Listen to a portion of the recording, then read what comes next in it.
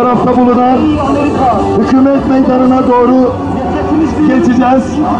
Ön tarafta beyefendiler, arka tarafta hanımefendiler olacak şekilde dizileceğiz.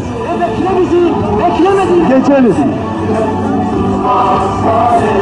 Ulaşmaya, Amerika'yı kırmaya, biz varız geliyoruz. Dur artık eğilme, zalime boyun eğme. Haykıralım gür sesle, yaşasınız gül hasret.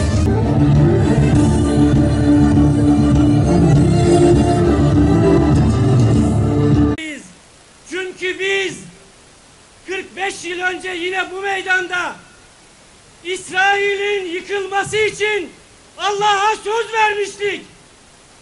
En sonda söyleyeceğimi en başta söyleyivereyim. 45 yıl önce Erbakan Hoca'nın söylediği gibi İsrail Siyonizmin bu coğrafyanın kalbine sapladığı bir hançerdir. İsrail bu coğrafyanın urudur.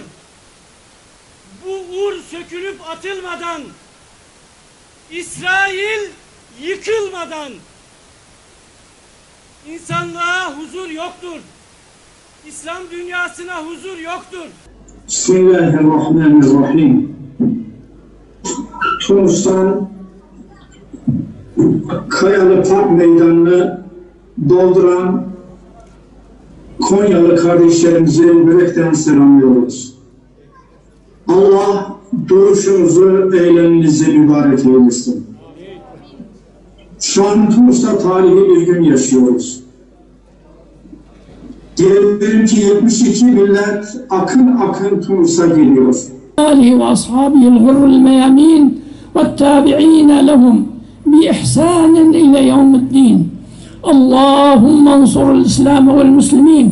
اللهم أذل الكفرة والمشركين أعداءك أعداء الدين يا رب العالمين.